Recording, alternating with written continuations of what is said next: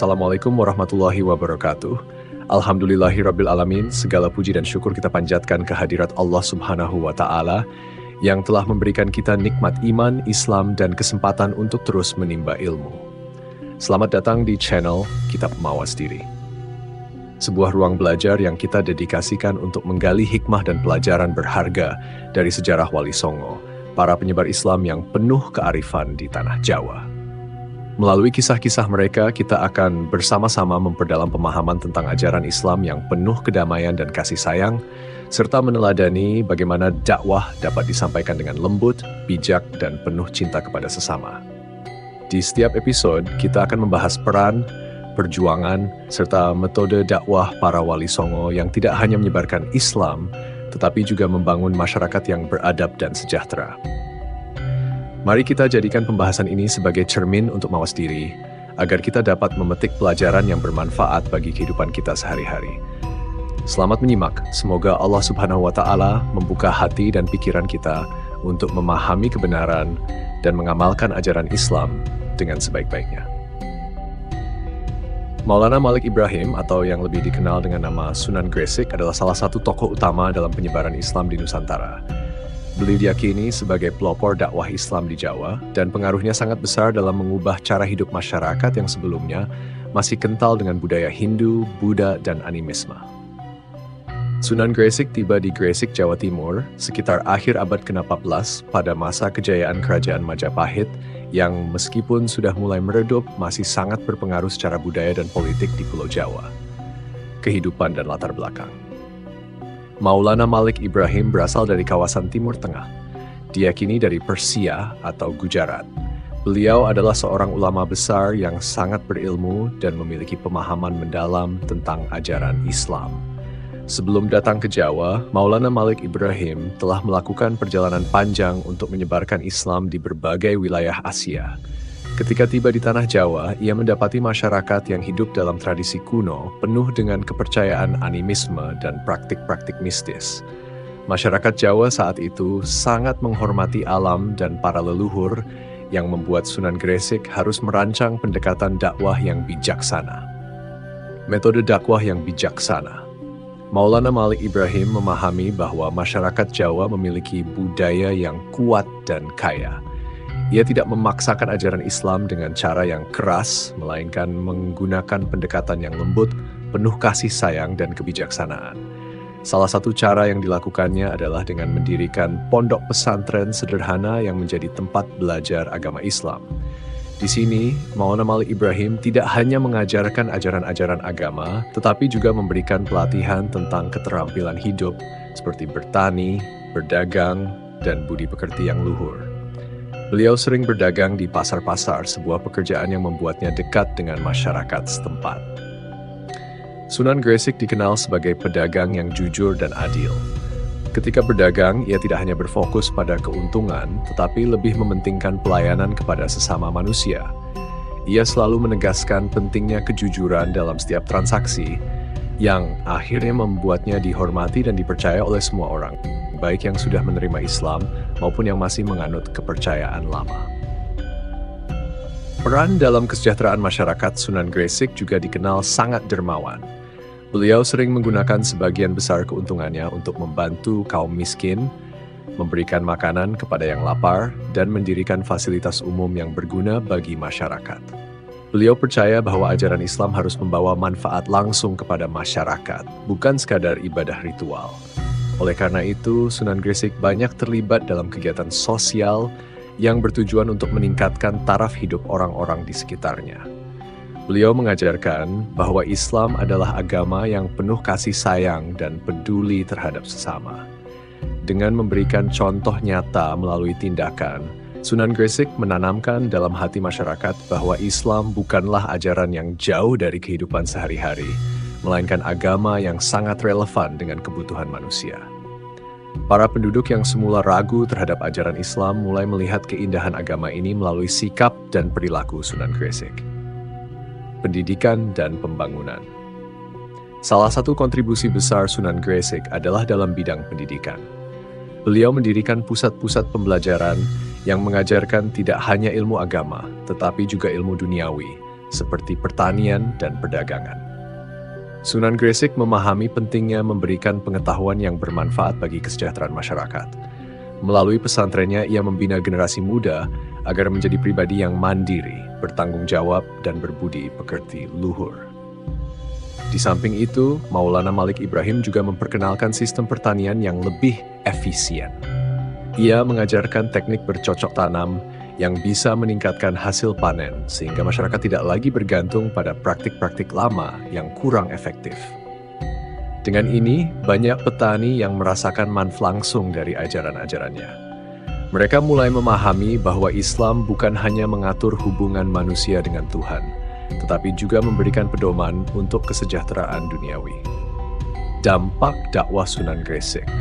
Pengaruh dakwah Sunan Gresik tidak hanya terlihat dalam aspek keagamaan, tetapi juga dalam tatanan sosial masyarakat. Dengan kesabaran dan kebijaksanaannya, beliau berhasil mengubah pola pikir masyarakat secara perlahan. Mereka yang semula curiga terhadap ajaran Islam mulai terbuka dan melihat keindahan nilai-nilai Islam yang sejalan dengan kehidupan sehari-hari. Sunan Gresik juga memperlihatkan bahwa dakwah tidak hanya dilakukan dengan kata-kata, tetapi juga dengan tindakan nyata yang bisa dirasakan oleh orang banyak. Beliau meletakkan dasar yang kuat untuk perkembangan Islam di Jawa, dan warisan ajarannya dilanjutkan oleh para wali lainnya, yang kemudian dikenal sebagai Wali Songo. Kehidupan Sunan Gresik menjadi teladan bagi generasi selanjutnya, bahwa kebaikan dan kasih sayang dapat membuka hati manusia dan membawa perubahan besar dalam masyarakat. Sampai sekarang, makam Sunan Gresik di Desa Leran, Gresik, masih sering dikunjungi peziarah yang ingin mengenang jasa-jasanya dalam menyebarkan Islam dengan cinta dan kedamaian. Kisah hidupnya menginspirasi banyak orang bahwa ketulusan dan kebijaksanaan dapat menjadi kekuatan yang mengubah dunia. Sunan Ampel, yang nama aslinya Raden Rahmat, merupakan salah satu wali Songo yang sangat dihormati dan memainkan peran penting dalam penyebaran Islam di Pulau Jawa, khususnya di wilayah Jawa Timur.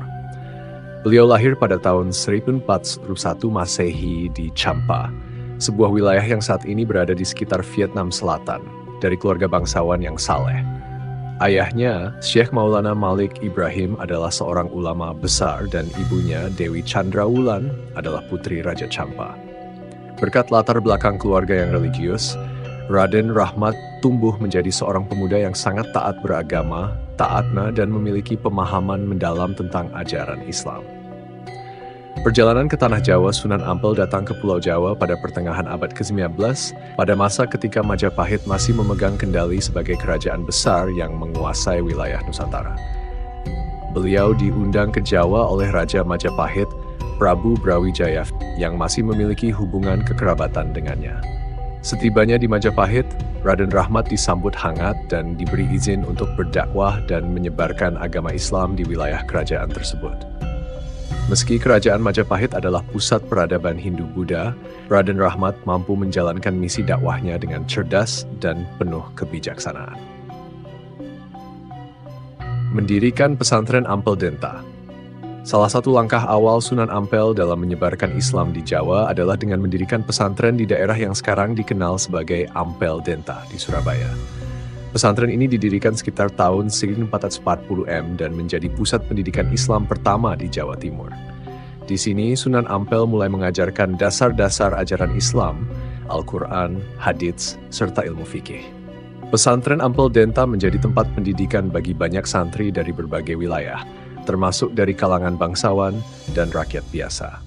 Pesantren ini tidak hanya mengajarkan ilmu agama, tetapi juga membina santri-santri dalam bidang moral dan etika. Para santri dilatih untuk menjadi pribadi yang jujur, sabar, dan bertanggung jawab, sehingga mereka mampu menjadi agen perubahan di masyarakat. Sunan Ampel juga menanamkan nilai-nilai kebersamaan dan kemandirian dalam kehidupan sehari-hari di pesantren.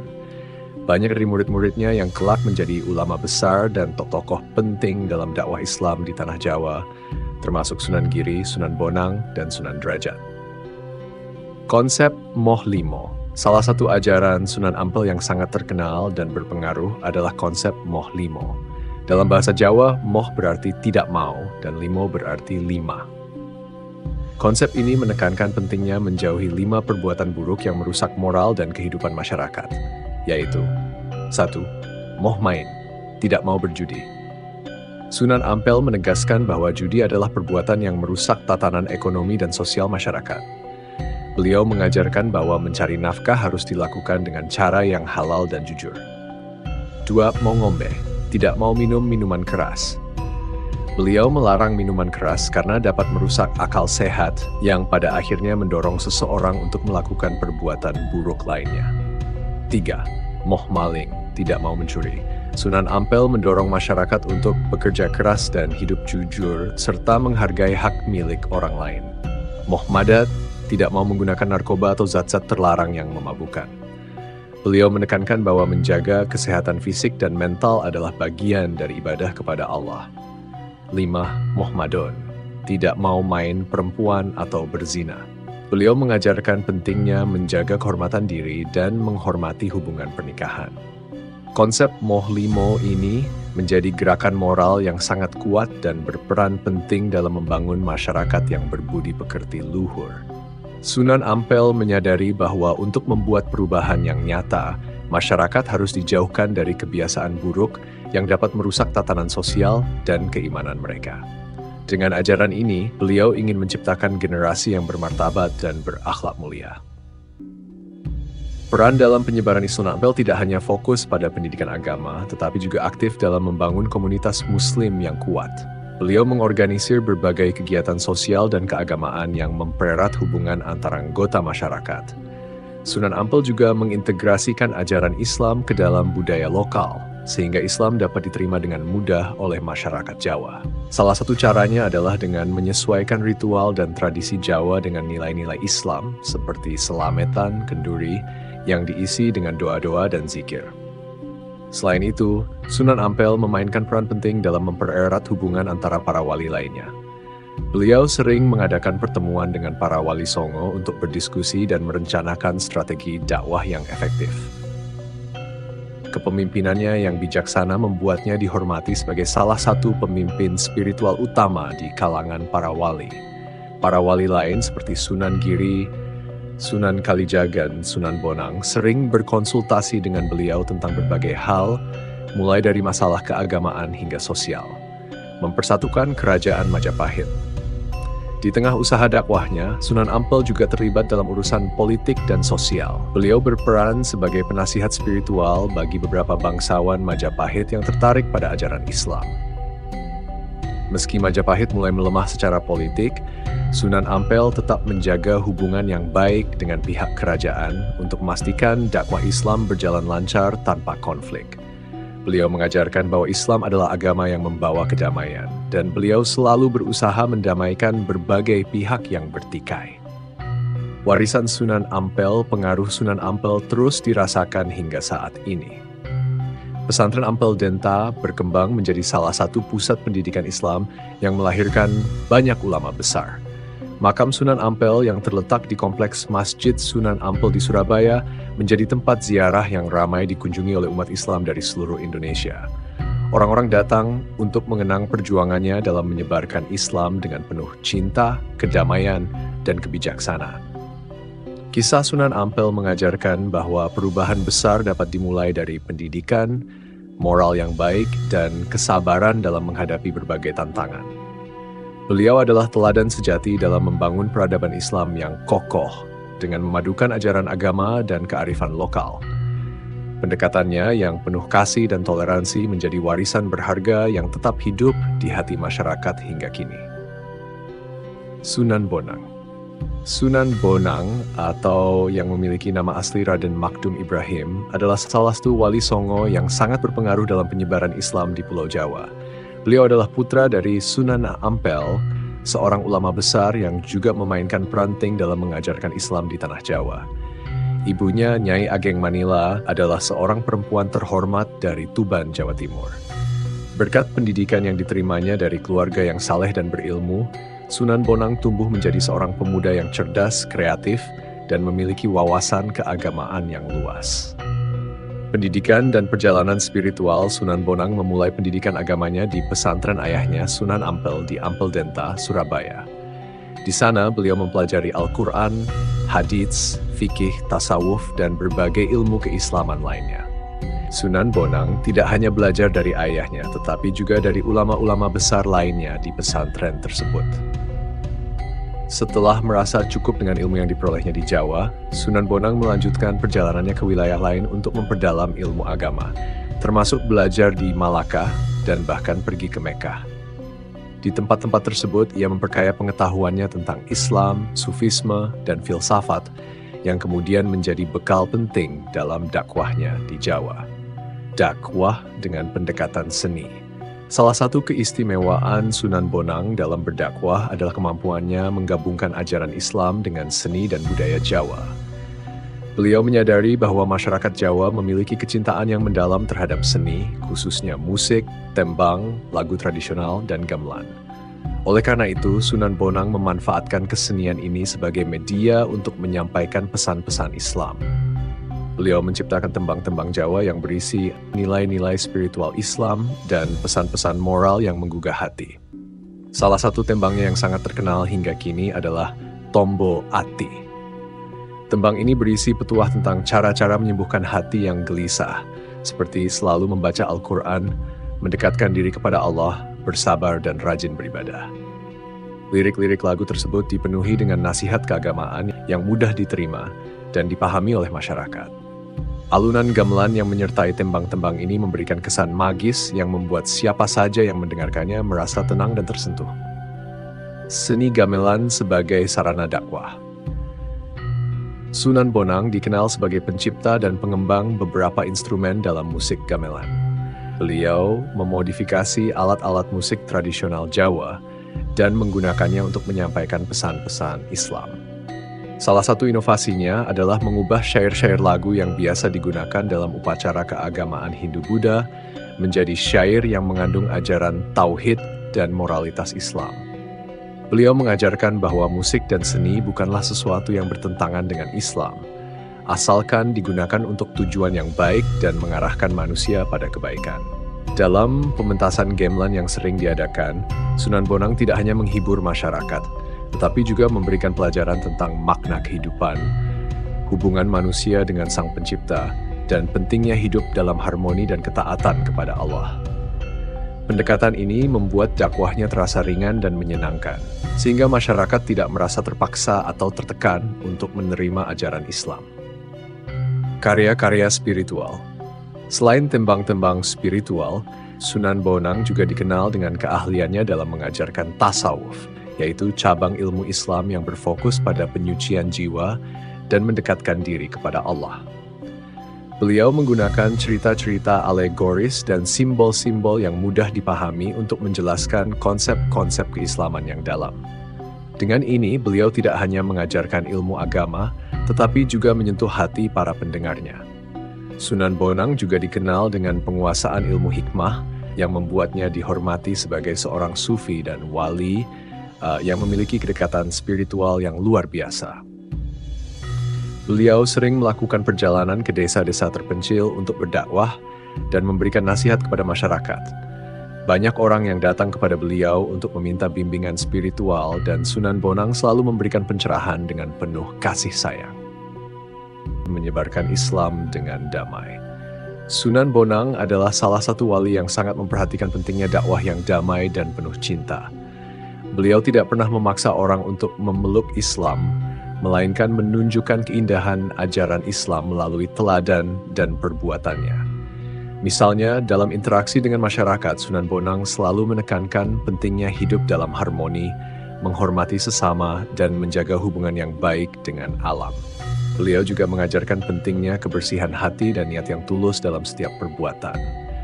Sunan Bonang percaya bahwa keikhlasan adalah kunci utama dalam beribadah dan berbuat baik.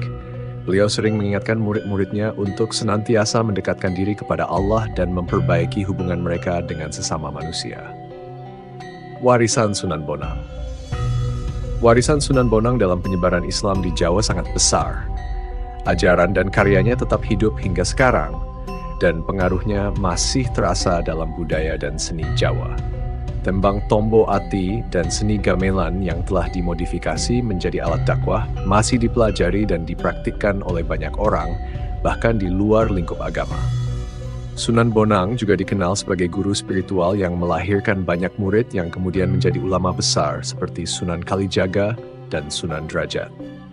Makam Sunan Bonang yang terletak di Tuban, Jawa Timur, menjadi salah satu tempat ziarah yang sangat dihormati. Orang-orang dari berbagai penjuru datang untuk mendoakan dan mengenang jasa beliau dalam menyebarkan Islam dengan cara yang bijak dan damai. Kisah hidup Sunan Bonang mengajarkan bahwa seni dan agama dapat berjalan beriringan, dan bahwa dakwah yang dilakukan dengan cinta, kelembutan, dan kreativitas memiliki kekuatan untuk mengubah hati manusia. Sunan Bonang menunjukkan kepada kita bahwa pendekatan yang lembut dan penuh seni mampu membuka hati masyarakat untuk menerima kebenaran, dan bahwa musik serta tembang dapat menjadi jembatan antara budaya dan spiritualitas. Beliau adalah teladan sejati dalam dakwah yang penuh inovasi, yang menginspirasi generasi-generasi selanjutnya untuk terus menyebarkan ajaran Islam dengan damai dan kearifan. Sunan Derajat yang memiliki nama asli Raden Kasim adalah salah satu wali Songo yang sangat dihormati karena kepeduliannya terhadap kesejahteraan sosial masyarakat. Beliau adalah putra dari Sunan Ampel dan adik dari Sunan Bonang. Lahir di lingkungan pesantren Ampel Denta, Surabaya, Raden Kasim tumbuh dalam tradisi keagamaan yang kuat dan penuh semangat pengabdian kepada masyarakat. Sejak kecil, beliau dididik dengan nilai-nilai keislaman yang mengutamakan keadilan sosial, kebaikan hati, dan semangat untuk membantu sesama. Perjalanan dakwah Raden Kasim, yang kelak dikenal sebagai Sunan Derajat, memiliki semangat tinggi dalam menjalankan tugas dakwahnya di Tanah Jawa. Setelah menimba ilmu dari ayahnya, Sunan Ampel, dan kakaknya, Sunan Bonang, Sunan Derajat mulai menjalankan misinya untuk menyebarkan ajaran Islam dengan caranya sendiri yang penuh perhatian pada aspek sosial. Beliau memusatkan kegiatan dakwahnya di daerah pesisir utara Jawa, terutama di kawasan Lamongan, Jawa Timur, yang saat itu masih banyak dihuni oleh masyarakat yang hidup dalam kemiskinan dan keterbatasan. Filosofi sosial dan dakwahnya. Sunan Derajat dikenal karena pendekatan dakwahnya yang sangat praktis dan berbasis pada kebutuhan nyata masyarakat. Beliau meyakini bahwa Islam tidak hanya mengatur hubungan antara manusia dengan Tuhan, tetapi juga hubungan antar manusia. Oleh karena itu, Sunan Derajat mengajarkan bahwa salah satu bentuk ibadah yang paling mulia adalah membantu sesama yang membutuhkan. Filosofi ini tercermin dalam berbagai kegiatan sosial yang beliau lakukan untuk meningkatkan taraf hidup masyarakat miskin. Beliau mengembangkan sebuah ajaran sosial yang dikenal dengan istilah Pitu Pitulungan, yang berarti 7 pertolongan. Prinsip ini menekankan pentingnya memberi bantuan kepada orang yang sakit, mengangkat mereka yang tertindas, memberikan pendidikan kepada yang tidak berilmu, serta menyantuni anak yatim dan fakir miskin. Sunan Derajat percaya bahwa kebahagiaan hidup akan tercapai jika setiap orang memiliki semangat saling tolong-menolong, dan bahwa kekayaan yang dimiliki seseorang harus digunakan untuk kebaikan bersama. Mendirikan panti asuhan dan rumah sakit. Salah satu bentuk nyata dari semangat sosial Sunan Derajat adalah pendirian panti asuhan dan rumah sakit untuk kaum miskin. Pada masa itu, tidak ada fasilitas kesehatan atau tempat perlindungan bagi anak-anak yatim, dan Sunan Derajat merasa terpanggil untuk menyediakan bantuan tersebut. Beliau mendirikan panti asuhan yang menjadi tempat bagi anak-anak terlantar untuk mendapatkan makanan, pendidikan, dan perlindungan. Di panti asuhan ini, anak-anak tidak hanya diajarkan membaca Al-Quran dan menjalankan ibadah, tetapi juga dilatih keterampilan seperti bertani, berdagang, dan kerajinan tangan, agar kelak mereka bisa mandiri. Rumah sakit yang didirikan Sunan Derajat, meskipun sederhana, memberikan pelayanan kesehatan kepada masyarakat yang tidak mampu. Di rumah sakit ini, Sunan Derajat dan para muridnya mengobati orang-orang yang sakit dengan menggunakan metode tradisional yang digabungkan dengan doa-doa Islam. Beliau percaya bahwa kesehatan adalah nikmat yang harus dijaga, dan membantu orang sakit adalah salah satu bentuk amal yang sangat mulia. Dakwah dengan pendidikan dan kesejahteraan. Sunan Derajat juga sangat menekankan pentingnya pendidikan sebagai sarana untuk mengangkat derajat hidup masyarakat. Beliau mendirikan sekolah-sekolah sederhana di mana anak-anak dan orang dewasa diajarkan membaca, menulis, dan memahami ajaran Islam. Namun, pendidikan yang diberikan oleh Sunan Derajat tidak hanya berfokus pada ilmu agama. Beliau juga memberikan pelajaran tentang keterampilan hidup yang berguna, seperti bercocok tanam, beternak, dan berdagang. Dengan demikian, para muridnya bisa memperbaiki kehidupan ekonomi mereka dan berkontribusi pada kesejahteraan masyarakat. Selain itu, Sunan Derajat sering mengunjungi desa-desa terpencil untuk memberikan bantuan langsung kepada penduduk yang membutuhkan. Beliau dikenal sangat rendah hati dan tidak pernah membeda-bedakan orang berdasarkan status sosial atau kekayaan. Semua orang yang datang kepada Sudrajat akan disambut dengan senyuman dan penuh kasih sayang, karena beliau mengajarkan bahwa semua manusia adalah makhluk Allah yang berhak mendapatkan cinta dan perhatian. Ajaran seni dan kebudayaan seperti kakaknya, Sunan Bonang, Sunan Derajat juga memanfaatkan seni sebagai media dakwah. Beliau menciptakan tembang-tembang dan syair yang berisi pesan-pesan moral dan ajaran Islam. Salah satu tembang yang terkenal dari Sunan Derajat mengandung pesan tentang pentingnya berbagi rezeki dan membantu sesama. Musik dan seni yang digunakan Sunan Derajat membuat ajaran-ajarannya mudah diterima oleh masyarakat Jawa yang pada saat itu sangat mencintai kesenian tradisional. Sunan Derajat juga dikenal sebagai pencipta alat musik gamelan singkir yang digunakan untuk mendukung dakwahnya. Alunan musik gamelan ini sering dipadukan dengan syair-syair yang mengajak orang untuk hidup dalam harmoni dan saling tolong-menolong. Dengan cara ini, ajaran Islam yang beliau sampaikan terasa lebih hidup dan relevan dengan budaya setempat, sehingga masyarakat lebih mudah menerima dan memahaminya. Teladan dalam kehidupan sehari-hari, Sunan Derajat adalah seorang wali yang tidak hanya berbicara tentang ajaran Islam, tetapi juga mempraktikkannya dalam kehidupan sehari-hari. Beliau sering terlibat langsung dalam pekerjaan-pekerjaan sosial seperti membantu petani menanam padi, membangun rumah bagi orang miskin, atau mengunjungi orang-orang sakit di desa-desa. Sikapnya yang penuh kasih dan perhatian membuat masyarakat sangat mencintai dan menghormati beliau. Tidak heran jika Sunan Derajat dikenal sebagai wali yang membawa harapan dan semangat baru bagi masyarakat yang hidup dalam kemiskinan dan kesulitan. Beliau selalu mendorong orang-orang untuk tidak berputus asa dan terus berjuang memperbaiki kehidupan mereka dengan bekerja keras dan saling membantu. Dengan ajarannya yang sederhana namun penuh makna, Sunan Derajat berhasil membangun komunitas Muslim yang kuat dan peduli terhadap sesama. Warisan Sunan Derajat. Warisan Sunan Derajat terus hidup hingga kini, terutama di kawasan Lamongan dan sekitarnya. Makam beliau yang terletak di daerah Paciran, Lamongan, menjadi tempat ziarah yang banyak dikunjungi oleh umat Islam. Kompleks makam ini juga dilengkapi dengan museum yang memamerkan benda-benda peninggalan Sunan Derajat, seperti alat-alat musik, gamelan, dan artefak bersejarah lainnya. Ajaran-ajaran Sunan Derajat tentang pentingnya kesejahteraan sosial, tolong-menolong, dan pendidikan tetap relevan hingga saat ini.